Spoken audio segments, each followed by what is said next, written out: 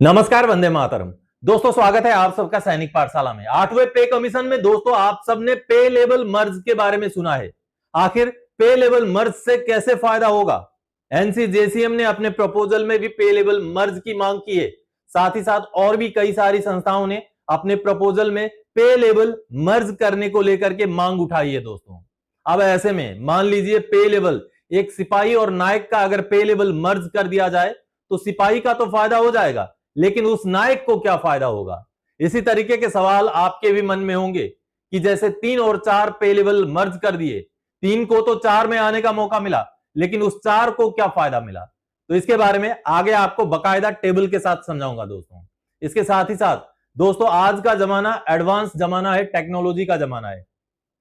हम आईटी उपकरण इस्तेमाल करते हैं, एआई का जमाना है। हम कई सारे सोशल मीडिया के प्लेटफॉर्म का इस्तेमाल करते हैं, व्हाट्सएप का इस्तेमाल करते हैं, फेसबुक, कई सारे इंस्टाग्राम वगैरह इस्तेमाल करते हैं। लेकिन अगर मैं आपको बता दूं कि व्हाट्सएप का इस्तेमाल करते करते आपके खाते में से 4,70,000 रुपए उड़ा लिए जाएंगे तो आप भी हो सकता है भरोसा नहीं करेंगे, लेकिन सावधान होना जरूरी है। ऐसी ही एक जानकारी आगे आपको दूंगा कि कैसे आपको इन संसाधनों को इस्तेमाल करने के साथ साथ सावधान और चौकन्ना रहना चाहिए। चलिए, इसके साथ ही साथ क्या नोशनल इंक्रीमेंट पुराने रिटायरीज को भी लागू है? अगर लागू है तो उसको कैसे लिया जा सकता है, या तो फिर नोशनल इंक्रीमेंट लागू होने के बावजूद भी फायदा ना मिले, ऐसा कैसे हो सकता है? जी हां, इसके बारे में भी आगे आपको बकायदा पीपीओ दिखा करके नोशनल इंक्रीमेंट का पूरा पीरियड वाइज कैलकुलेशन के साथ नोशनल इंक्रीमेंट के बारे में समझाऊंगा दोस्तों। तो चलिए आगे बढ़ेंगे इन्हीं 3 विषयों के साथ।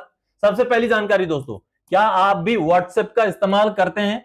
पूर्व सैनिक से व्हाट्सएप के जरिए उड़ा लिए 4.7 लाख। जी हां दोस्तों, अगर मैं पूछूं क्या आप व्हाट्सएप का इस्तेमाल करते हैं तो शायद यह बचकाने वाला सवाल होगा, क्योंकि अमूमन अमूमन आप में से सभी शायद व्हाट्सएप का इस्तेमाल करते हैं। लेकिन व्हाट्सएप का इस्तेमाल करते करते किसी के खाते से अगर 4.7 लाख रुपीस उड़ा लिए जाएं तो यह कितना गंभीर मसला है और आपको इसके लिए बहुत ज्यादा जागरूक रहने की जरूरत है।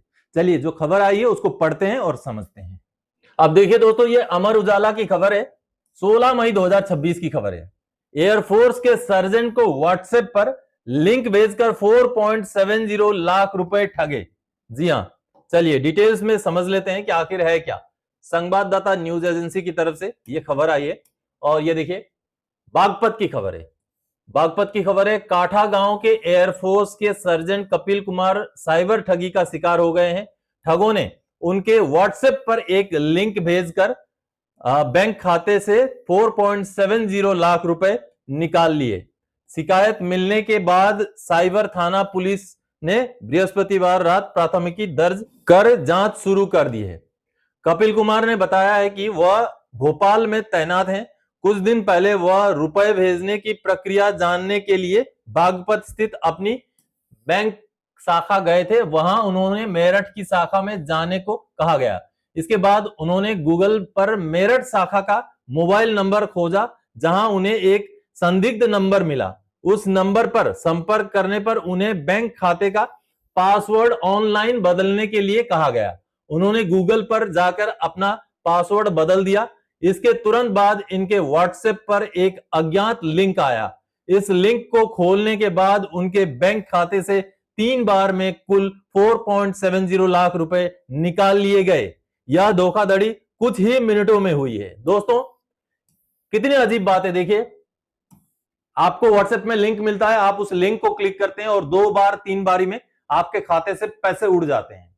इसलिए कहीं से भी आपको अनजान नंबर से व्हाट्सएप में लिंक आए, किसी ग्रुप में आप जुड़े हुए हो, उस ग्रुप में कोई आपको लिंक भेजे या एसएमएस के जरिए भी लिंक भेजे या किसी भी माध्यम से आपको कोई भी लिंक भेजे, अनजान नंबर है, अनजान लोग हैं, अनजान लिंक है, तो आप उसको कतई क्लिक ना करें। यह साइबर फ्रॉड का नया तरीका है। आप देखिए, व्हाट्सएप में लिंक भेज दिया, उसको क्लिक करने से पैसे उड़ गए।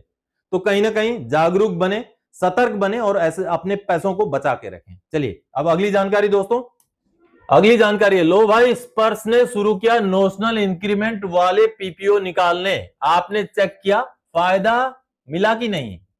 दोस्तों चलिए मैं आपको पहले तो नोशनल इंक्रीमेंट का पीपीओ निकला हुआ है उस पीपीओ को दिखाता हूं, उसके आगे फिर आपको मैं ये वाला टेबल में समझाऊंगा कि नोशनल इंक्रीमेंट को लेकर जो हिसाब किताब है वो समझाऊंगा। पहले पीपीओ देखते हैं। दोस्तों ये जो पीपीओ आप देख पा रहे हैं ये 30 जून 2008 के रिटायरी हैं, उनका पीपीओ है। नायक रैंक से रिटायर हुए हैं घुगे दीपक दत्तू जी हैं, जिनको नोशनल इंक्रीमेंट लागू था। और पहले ये इनका पुराना पीपीओ है, देख लीजिए।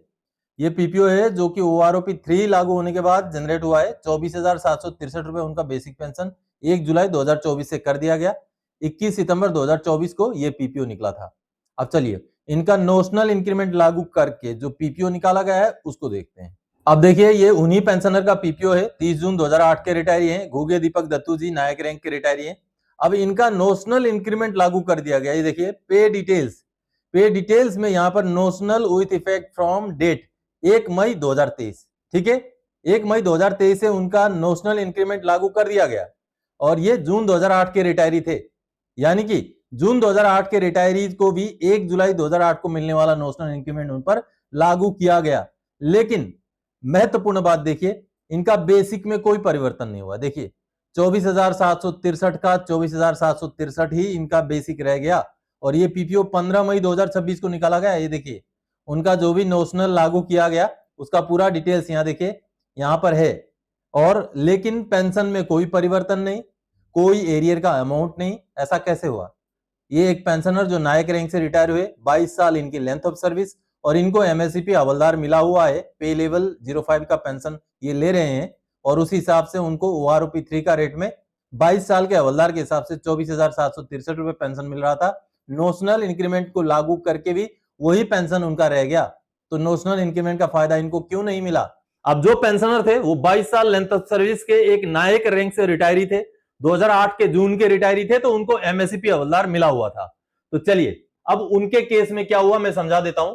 जुलाई 2008 यानी कि 1 जुलाई 2008 को वो रिटायर थे और उस समय में उनका लास्ट जो रिकॉनेबल एमोलमेंट था, उनका बेसिक, उनका ग्रेड पे, क्लास पे सब कुछ जोड़ करके वो 14,060 था, यानी कि उसका आधा उनको 7,030 रुपए पेंशन लागू था।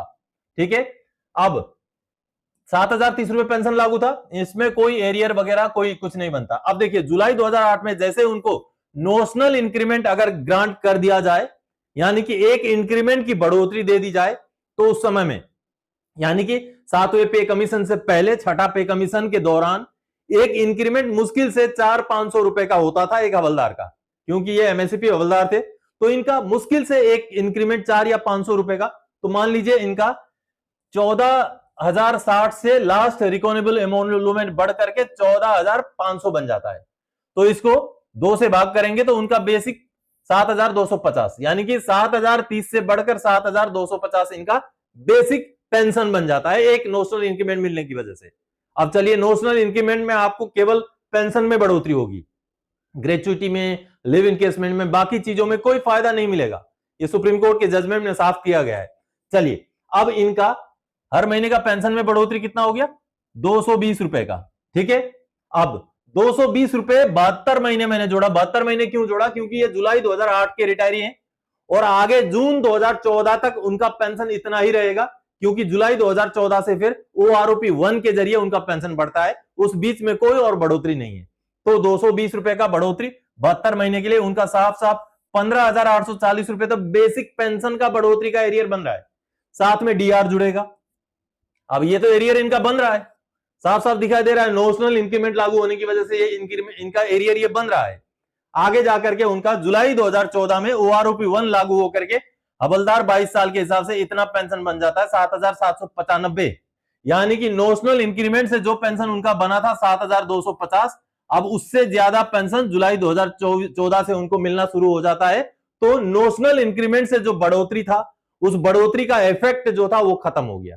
ठीक है, खत्म हो गया, क्योंकि नोशनल इंक्रीमेंट मिलने के बाद जो बढ़ोतरी मिली थी उससे ज्यादा उनका पेंशन हो गया ओआरओपी 1 में। तो ठीक है, यानी कि उनका कुल एरियर बनेगा उनका रिटायरमेंट के डेट से लेकर के जून 2014 तक का 220 रुपए हर महीने का, 15,840 प्लस डीआर मिला के लगभग अगर माने तो 20-25 हजार रुपए का एरियर इनका बन रहा है। लेकिन आपने पीपीओ देखा, उनका पेंशन में कोई बढ़ोतरी नहीं, उनको कोई एरियर नहीं। क्यों ऐसा हुआ? क्योंकि दोस्तों अब यहां पर तो आगे तो इसके आगे तो कुछ भी उनको मिलना ही नहीं है। उनका 7वां पे कमीशन में पेंशन 20,034 हो जाता है, इसके ऊपर 2.57 लग के। फिर ओआरओपी 2 में उनका पेंशन 22,144 हो जाता है 22 साल के लेंथ ऑफ सर्विस के हवलदार के हिसाब से। और ओआरओपी 3 में जुलाई 2024 से 24,763 रुपए जो अभी उनको मिल रहा है। तो यानी कि जून 2014 के बाद तो उनका नोशनल इंक्रीमेंट से कोई भी असर ही हट गया, नोशनल इंक्रीमेंट से उनको कोई फायदा नहीं है। अब ये जो पीरियड का फायदा है, जुलाई 2008 से लेकर के जून 2014 तक का जो फायदा है, ये इनको नहीं मिलेगा। क्यों नहीं मिलेगा? क्यों नहीं मिलेगा? क्योंकि नोशनल इंक्रीमेंट जब लागू किया गया, सुप्रीम कोर्ट से जब जजमेंट निकला, तो सुप्रीम कोर्ट ने साफ बोला कि मई 2023 या उसके बाद का ही एरियर मिलेगा। बेशक 2008 के रिटायरी को भी नोशनल इंक्रीमेंट अगर फायदा हो रहा है तो मिल जाएगा, दिया जाएगा, लेकिन फायदा जो देंगे वो मई 2023 का देंगे, उससे पहले का फायदा नहीं मिलेगा। खत्म है उसका पहले का फायदा, बाद का फायदा उनको लागू है, यानी कि मई 2023, जून 2023 उसके बाद का लागू है। तो ये तो अब इनका तो अब जुलाई 2014 के बाद तो नोशनल इंक्रीमेंट का कोई असर ही नहीं रहा इनके पेंशन में। तो इसलिए इन जैसे पेंशनर्स को, जिनको ओआरओपी के जरिए पेंशन बढ़ चुका है, उनको नोशनल इंक्रीमेंट से कोई भी फायदा नहीं मिलेगा, नोशनल इंक्रीमेंट लागू होते हुए भी। समझ गए होंगे अभी आप। चलिए अब अगली जानकारी दोस्तों, पे लेवल अगर मर्ज किया जाए तो उस पे लेवल मर्ज का क्या फायदा होगा। 8 सीपीसी में पे लेवल मर्ज, इसमें से सिपाही का पे लेवल पे स्केल है, ये पे स्केल को 3 से 2 करना, 2 में मर्ज करना। नायक और हवलदार का पे स्केल 4 और 5 से 3 में मर्ज करना, और नायब सुधार का पे स्केल 6 से 4 में मर्ज करना, और सुबेदार मेजर का पे स्केल 7, 8 से 5 में करना। ये सारे मैं कहां देख करके किसके आधार पे बता रहा हूं, पहले वो लेटर देखते हैं। चलिए दोस्तों, जेसीएम का ये वो प्रपोजल है जो 8वें पे कमीशन को भेजा जा चुका है, और ये पे लेवल मर्ज को लेकर है, यानी कि पे मैट्रिक्स मर्ज को लेकर। ये देखिए, और पे मैट्रिक्स मर्ज करने को लेकर बकायदा ये देखिए टेबल भी जारी किया गया है। और ये यहां पर आप देखेंगे तो जो चीजें अभी मैंने आपको बताया, जो टेबल में समझाया, वही चीज यहां पर है। अब देखिए, पे स्केल 1, फौज में पे स्केल 1 का कोई भी भर्ती नहीं होता है, पे स्केल 2 में भी नहीं होता, 3 का होता है सिपाही, पे स्केल 3 का सिपाही होता है।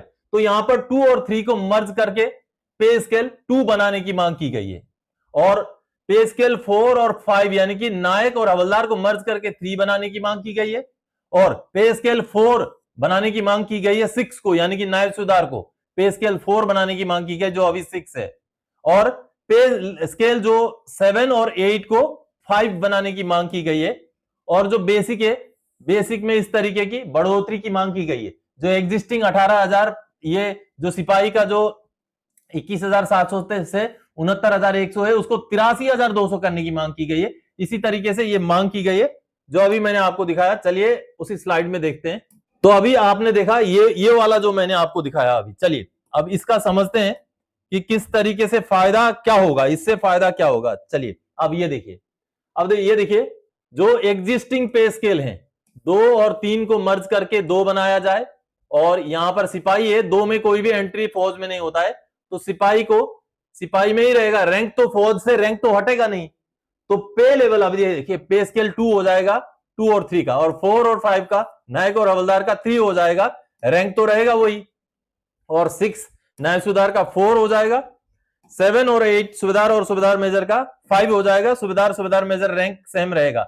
अब वहां पर जो बढ़ोतरी करके जो मिनिमम पेमेंट फिक्स करने की जो प्रपोजल है, सिपाही के लिए 83,200 रुपए, और जो नायक और हवलदार को मर्ज करके पे लेवल 3 बनाया जाएगा, उसका शुरुआती पेमेंट 1,12,000 किया जाएगा। अब इस पे नायक तो हवलदार के बराबर आ गया, तो हवलदार को क्या फायदा होगा? नायक को तो फायदा हुआ, नायक को अप करके हवलदार ले जाया गया, लेकिन हवलदार का क्या फायदा हुआ? अगर नायक और हवलदार का दोनों का बराबर 1,12,000 रुपए करके बेसिक शुरुआत होगा, तो फायदा क्या होगा? चलिए आगे समझेंगे। नायब सुधार का पे लेवल 4, 6 से बदल के 4, और 1,35,700 से बेसिक पे शुरू। ये पेंशन नहीं है दोस्तों, पेमेंट का टेबल है। चलिए अगला, सुबेदार और सुबेदार मेजर को पे लेवल 5 बना करके 1,82,500 रुपए। यहां पर भी सुबेदार का तो फायदा हो गया, उनको सुबेदार मेजर के बराबर का पे लेवल में लाया गया, लेकिन सुबेदार मेजर को क्या फायदा? चलिए अब यहां पर मैं आपको समझाना चाहूंगा दोस्तों फौज में जो रैंक का सिस्टम है वो तो हटेगा नहीं, वो तो रहेगा, क्योंकि फौज को तो संभालना है, कमांड एंड कंट्रोल की जरूरत पड़ती है फौज में। तो अब ऐसे में ऐसा क्या मैकेनिज्म हो सकता है कि ये पे लेवल मर्ज होने के बाद भी ऊपर लेवल वाले पे लेवल को भी फायदा हो। जैसे कि फॉर एग्जांपल अगर नायक का 4 और हवलदार का 5 को लगा करके पे लेवल 3 किया जाए तो नायक को तो फायदा हो गया, हवलदार को क्या फायदा। अब चलिए यही चीज मैं आपको समझाता हूं। दोस्तों जब फौज से रैंक अगर हट नहीं सकता तो फौज को इस बात को अगर एक्सेप्ट किया जाए, जैसे कि सभी ने प्रोजेक्ट किया है 8वें पे कमीशन को, तो इसको करने के लिए जो 7वें पे कमीशन से पहले हुआ करता था ग्रेड पे, उसको दोबारा से लागू करना पड़ेगा। जी हां, ग्रेड पे या तो फिर रैंक पे लागू करना पड़ेगा ताकि यह डिफरेंस बना रहे। मान लीजिए सिपाही भर्ती हो गया, आगे नायक बन जाता है, उसका शुरुआती 1,12,000 है और हवलदार बनने पर भी शुरुआती अगर पेमेंट 1,12,000 है तो उसको कंपेंसेट करने के लिए जो ग्रेड पे का सिस्टम पहले होता था, ग्रेड पे या तो फिर रैंक पे पहले रैंक पे भी हुआ करता था, हालांकि यह केवल अधिकारियों के केस में था, लेकिन अगर इस तरीके का मर्जर होता है तो ग्रेड पे रैंक पे करना पड़ेगा। जैसे कि ग्रेड पे अगर एक सिपाही है तो ग्रेड पे जो भी है आज के डेट में अगर हम मान ले 10,000 रुपए सिपाही का अगर